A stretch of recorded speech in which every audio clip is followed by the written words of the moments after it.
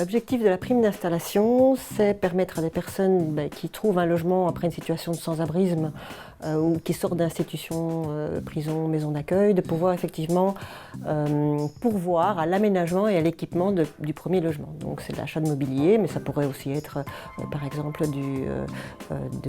un branchement internet par exemple. C'est un montant qui est équivalent à ce qu'on appelle un 13e mois au niveau du CPS. En 2018, c'était l'équivalent de 1250 €. Quand on a 19 ans et qu'on est au CPS, c'est déjà une épreuve, une difficulté à trouver un logement. Donc j'ai pris j'ai dû déjà prendre beaucoup d'efforts pour trouver cet appartement. Et quand enfin j'ai réussi à me battre contre le CPS, ou avec, on ne sait pas vraiment, et que j'ai trouvé cet appartement, j'ai dû, avec la garantie locative, j'ai eu oui d'une prime d'installation.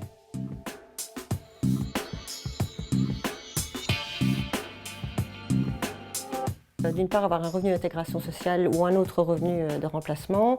On peut aussi avoir un revenu du travail à condition qu'il ne dépasse pas de 10% le revenu d'intégration sociale.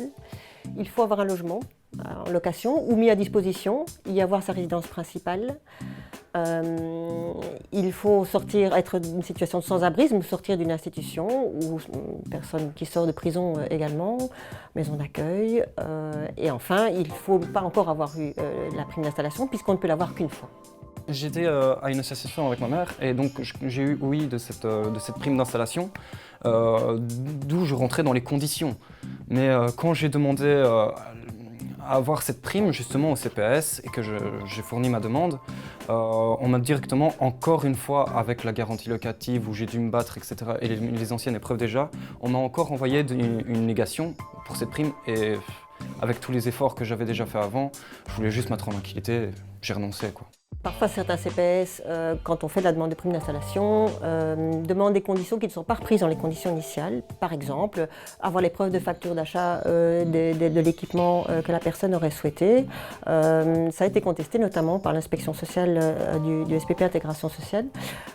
D'autres demandent, font les paiements par tranche. Or, c'est compliqué pour les gens. Quand ils s'installent, bien souvent, ils ont besoin de la somme dès le départ. C'est une prime qui ne touche pas non plus dès l'aménagement. Il faut parfois un certain temps.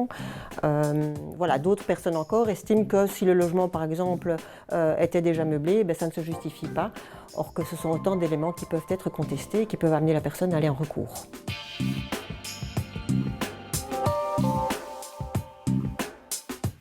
Si vous connaissez quelqu'un qui est dans cette situation, qui a quitté éventuellement, qui décide de retrouver un logement après un passage à la rue, qui sort d'une institution, c'est une information qu'il faut pouvoir transmettre, l'encourager à aller se renseigner auprès du CPS pour faire valoir ses droits, de façon à ce qu'il puisse effectivement avoir les moyens de s'équiper et de recommencer un nouveau parcours.